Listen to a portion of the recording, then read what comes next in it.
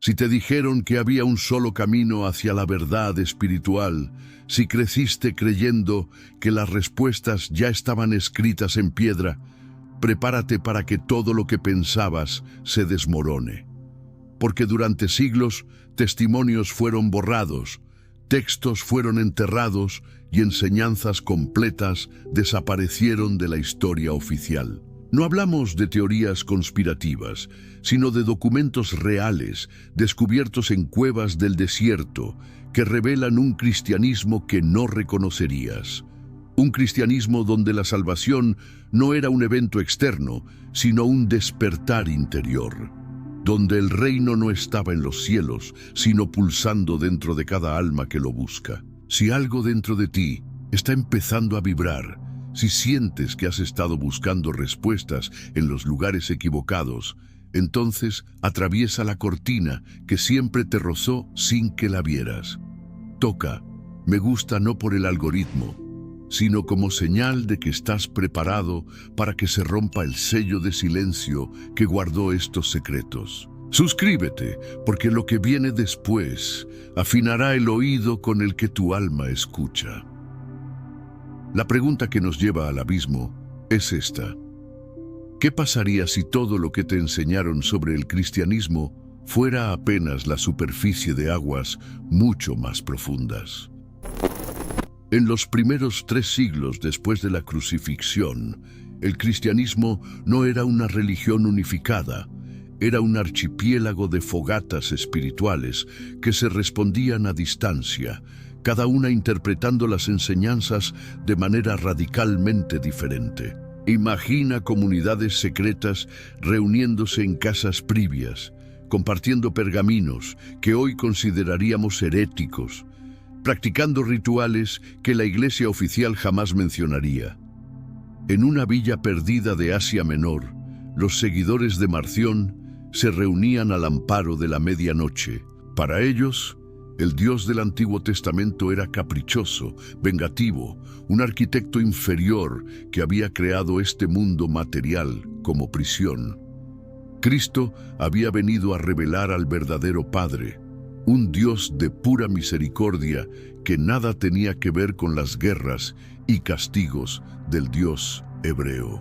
Marción había editado cuidadosamente su propia colección de textos sagrados, conservando solo los escritos de Pablo y una versión purificada del Evangelio de Lucas. Sus seguidores copiaban estos textos en secreto, sabiendo que poseer tales escritos podía significar el exilio o algo peor. Pon tu mano sobre el corazón por un momento. Respira profundo y pregúntate si alguna vez has sentido esa contradicción que los marcionitas articularon con tanta claridad.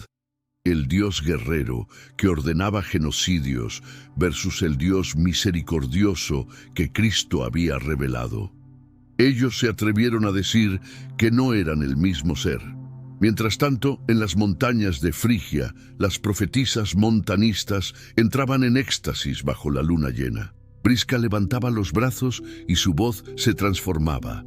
Ya no era la suya, sino la del Paráclito, hablando directamente a través de ella. La nueva Jerusalén descenderá sobre Pepuza, proclamaba mientras la comunidad temblaba de emoción sagrada. El Espíritu no ha terminado de hablar. La revelación continúa fluyendo a través de quienes han sido elegidos. Para los montanistas, la iglesia institucional ya estaba traicionando el fuego original. La época del tercer milenio había comenzado, cuando el Espíritu gobernaría directamente sin necesidad de obispos ni jerarquías. En las casas privadas de Alejandría, los valentinianos practicaban la ceremonia de la cámara nupcial. No era un matrimonio físico, sino la reunión simbólica del alma con su contraparte divina. El iniciado, con los ojos vendados, era conducido a través de cortinas de seda, mientras voces susurraban los nombres secretos de los 30 eones, las emanaciones divinas que formaban el pleroma. En el momento culminante, le retiraban la venda y se encontraba frente a un espejo dorado. «Tú eres el Cristo que buscabas», le decían. La divinidad que adorabas fuera de ti ha estado siempre esperando ser reconocida dentro de ti. Estos no eran grupos marginales jugando a ser místicos. Eran comunidades prósperas, con bibliotecas completas de textos que contaban historias completamente diferentes sobre Cristo, sobre la salvación, sobre el propósito de la existencia humana. El Evangelio de Tomás presentaba a Jesús no como Salvador, sino como guía hacia el autoconocimiento, con dichos como «El reino del Padre está extendido sobre la tierra, pero los hombres no lo ven», y que aquel que beba de mi boca se volverá como yo, y yo me volveré como él. El Evangelio de Felipe hablaba de 5 sacramentos secretos que conducían al alma a través de diferentes niveles de purificación. Este texto presentaba a María Magdalena no como discípula arrepentida, sino como la compañera espiritual que recibía los misterios más elevados a través del aliento compartido, como lámpara encendida que enciende otra lámpara sin perder su propia luz. En una cueva cerca del Mar Muerto, un anciano copista trabajaba bajo la luz vacilante de una lámpara de aceite. Sus manos temblorosas trasladaban cuidadosamente las palabras del Evangelio de María Magdalena a un nuevo papiro. Pedro escribía: ¿acaso el Salvador habló privadamente con una mujer sin que nosotros lo supiéramos? ¿Debemos cambiar nuestras costumbres y escuchar todos a esta mujer? La prefirió a nosotros. Y luego la respuesta de Magdalena, serena y digna: Pedro, ¿crees que yo he inventado estas cosas por mi cuenta o que miento respecto del Salvador? El copista sabía que estaba preservando algo peligroso. Testimonios de que las mujeres habían tenido acceso a dimensiones de la enseñanza cristiana que la tradición posterior ocultaría deliberadamente. Durante 300 años, el cristianismo fue esta sinfonía de voces explorando cada dimensión posible de lo sagrado. No había un papa, no había una Biblia oficial. Había libertad espiritual en el sentido más radical de la palabra. Los gnósticos desarrollaban cosmologías que explicaban el sufrimiento sin recurrir al castigo divino. Los ebionitas mantenían viva la conexión judía de Jesús. Los docetistas exploraban la naturaleza espiritual pura de la manifestación crística. Pero entonces llegó el siglo IV y con él el poder imperial. Constantino necesitaba unidad religiosa para fortalecer su imperio. En el año 325, en Nicea, 300 obispos decidieron qué textos serían considerados inspirados y cuáles serían condenados. La experiencia fue protocolizada. El fuego místico fue domesticado. Los textos prohibidos no desaparecieron inmediatamente. Durante siglos, comunidades secretas los preservaron como llamas ocultas. Sabían que algún día volverían a iluminar la búsqueda espiritual de la humanidad. Y tenían razón. Ahora debemos sumergirnos en los arquetipos que fueron enterrados, en los símbolos que la ortodoxia no pudo domesticar completamente. Porque en el corazón de las tradiciones prohibidas palpita una cosmología tan radical que sigue perturbando las bases de todo lo que creemos saber sobre la realidad misma. Sofía, cuyo nombre significa sabiduría, no es simplemente una figura femenina abstracta. Es el aspecto divino que, movida por un amor que arriesga forma, se aventura más allá de los límites seguros del pleroma para que la creación pueda existir. Su descenso desde las alturas no es pecado, sino sacrificio cósmico consciente. Ella representa el impulso divino hacia la experiencia, hacia el conocimiento a través del descenso, hacia la compasión que se arriesga al dolor para generar nueva vida. En los textos gnósticos, Sofía no es castigada por su audacia como Eva en la narrativa tradicional. Es honrada como la Madre Cósmica que permitió que la divinidad se conociera a sí misma a través de la experiencia de la limitación. Su caída genera el cosmos material, no como prisión, sino como escuela de remembranza. Su descenso da a luz al demiurgo, un artesano hábil pero limitado, capaz de crear estructuras complejas, pero incapaz de infundir en ellas la chispa de la sabiduría suprema. Este arquitecto inferior, identificado con el Dios del Antiguo Testamento, moldea la realidad material sin comprender completamente su verdadera naturaleza. No es malévolo por elección, sino por ignorancia de las dimensiones superiores. Respira detrás de la nuca, como si una brisa suave descendiera. Pregúntate si alguna vez has sentido que este mundo es hermoso y terrible al mismo tiempo, como si hubiera sido creado por un amor desesperado que no sabía cómo expresarse completamente. Los gnósticos dirían que esa sensación es la memoria de Sofía reverberando a través de cada forma de vida. Aquí es donde la figura de Judas adquiere una dimensión completamente diferente. En el Evangelio de Judas, él no es el traidor que la historia oficial pintó. Es el único discípulo que comprende la misión cósmica de Cristo.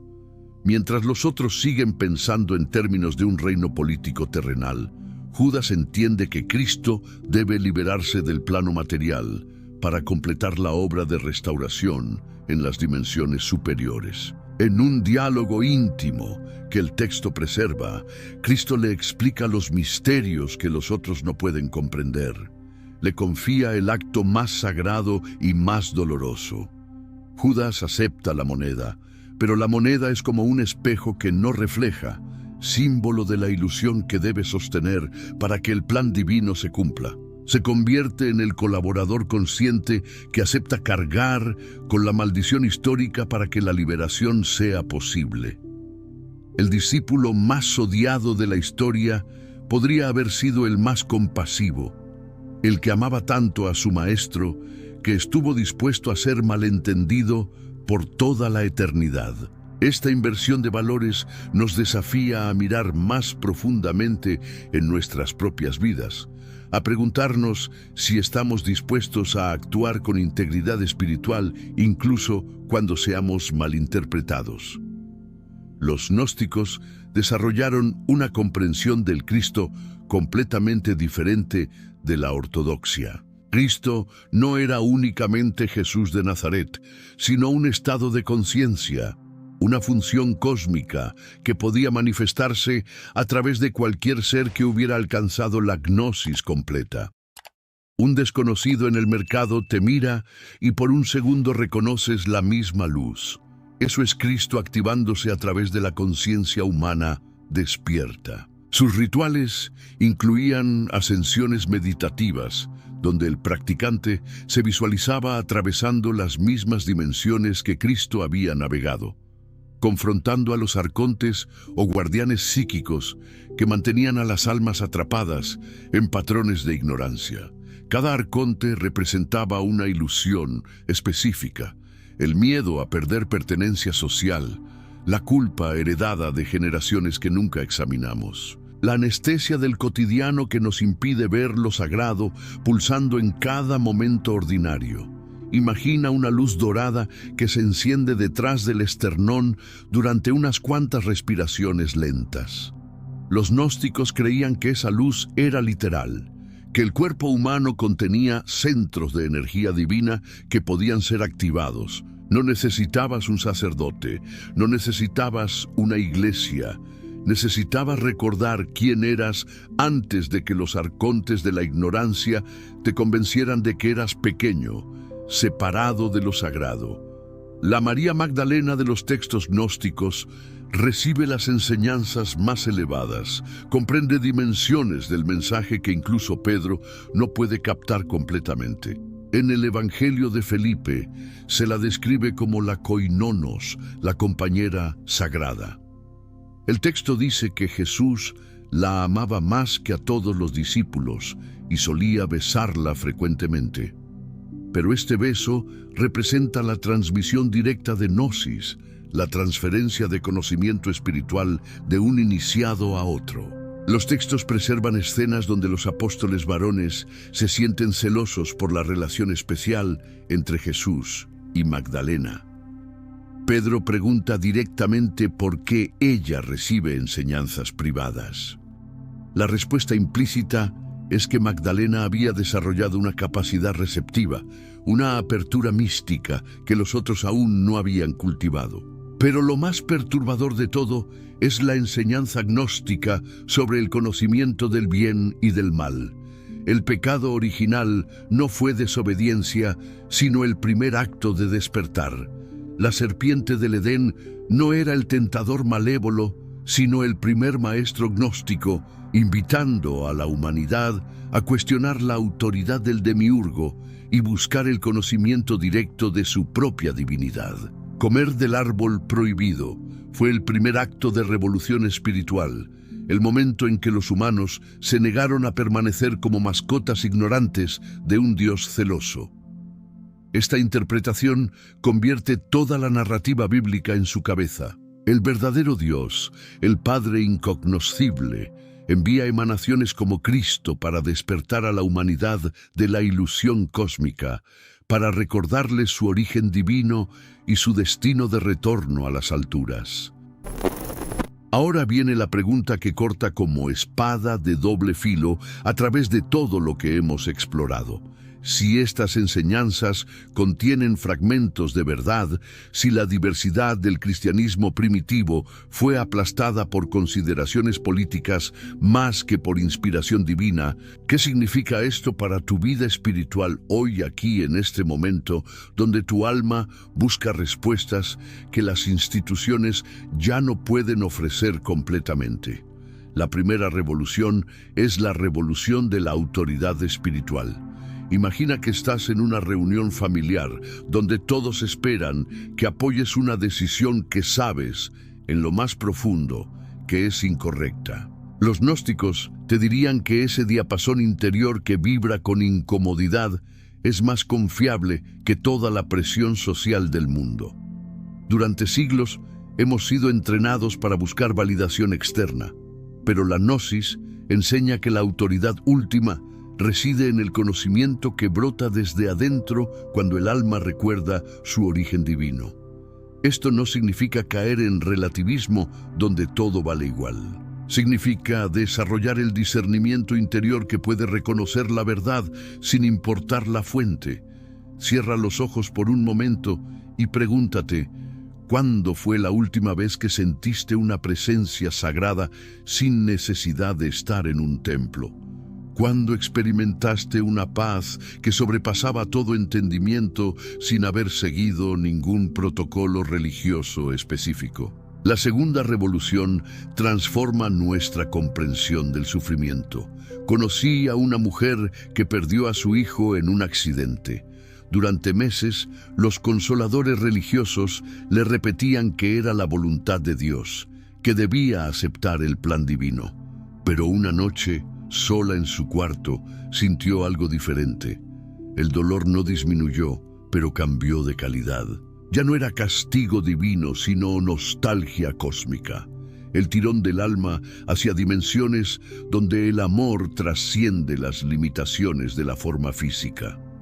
Los gnósticos dirían que tu angustia existencial no es evidencia de que estás roto, sino evidencia de que tu alma recuerda dimensiones de realidad que este plano físico no puede satisfacer completamente. Tu sensación de no pertenencia total a este mundo no es patología, sino memoria divina, el eco de Sofía tirando de ti hacia casa.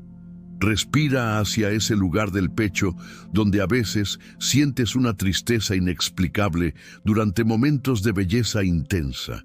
Esa melancolía que surge cuando contemplas un atardecer perfecto, cuando escuchas música que parece venir de otro mundo. Los gnósticos entendían esa tristeza sagrada como señal de que estás destinado a algo más grande de lo que este mundo puede ofrecer.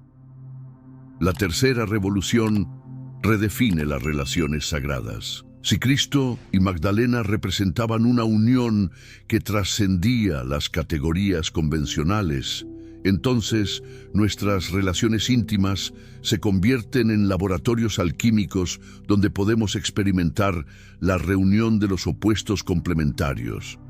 Recuerdo una conversación entre dos amigos donde uno confesó sus miedos más profundos sin esperar consejos ni juicios, solo presencia.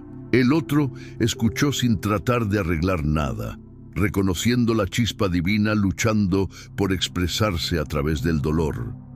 Cuando dos personas se encuentran en transparencia total, cuando se ven mutuamente como portadores de chispas divinas, cuando se acompañan en el proceso de despertar sin tratar de controlarlo, algo se activa que ninguna práctica espiritual solitaria puede despertar completamente. La intimidad auténtica se convierte en sacramento, donde los opuestos se encuentran sin perderse.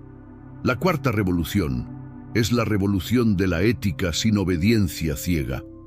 Un hombre encontró una billetera con dinero suficiente para pagar sus deudas. Nadie lo había visto tomarla. Podía quedársela sin consecuencias legales. Pero algo dentro de su pecho se contrajo, un reconocimiento de que lastimar al dueño de esa billetera era lastimarse a sí mismo. Devolvió el dinero, no por mandamiento externo, sino por comprensión de la interconexión sagrada.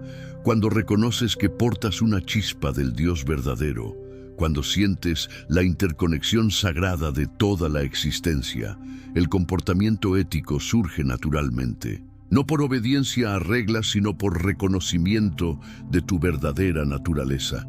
Tu capacidad de dudar, de preguntar, de no conformarte con respuestas simplistas, no es rebelión pecaminosa, sino función divina activándose. Coloca una mano sobre tu corazón y respira por la coronilla como si una brisa suave descendiera. Los gnósticos enseñaban que cuando estos centros se alinean, se activa la percepción directa de la verdad que trasciende tanto el sentimentalismo como el intelectualismo frío.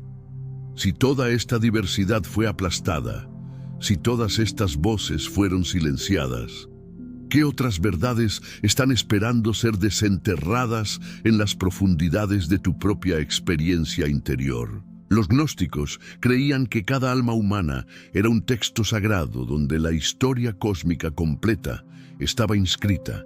Hay escrituras en tu pulso que aún no has leído, evangelios en tus sueños que ninguna institución puede censurar.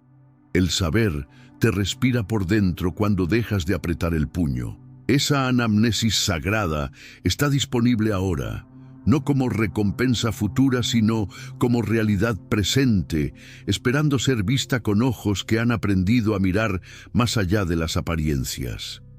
Todo lo que has vivido, cada experiencia dolorosa y cada momento de éxtasis ha sido parte de tu proceso personal de gnosis, tu camino único de regreso a la remembranza de tu naturaleza divina.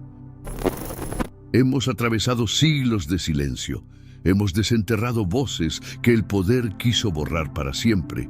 Hemos tocado enseñanzas que siguen siendo demasiado peligrosas para algunos y demasiado liberadoras para otros. Y ahora que has visto la vastedad de lo que fue ocultado, la pregunta que te perseguirá en las noches de búsqueda silenciosa es esta: ¿qué otros secretos esperan en las profundidades de tradiciones que creías conocer completamente? Los gnósticos no fueron los únicos que preservaron enseñanzas prohibidas. Cada tradición espiritual auténtica tiene sus textos ocultos, sus prácticas secretas, sus verdades demasiado revolucionarias para ser enseñadas abiertamente. Si algo dentro de ti se encendió durante este viaje, ya sabes más de lo que deberías según los guardianes de las verdades oficiales. Suscríbete no a un canal, sino al despertar que se mueve dentro de ti, porque lo que viene después será la grieta por donde entra el amanecer prohibido. Da me gusta como sello de que estás listo para que las próximas revelaciones encuentren tu alma cuando más las necesites. El conocimiento prohibido tiene su propia inteligencia y está esperando a quienes han demostrado estar preparados para recibirlo.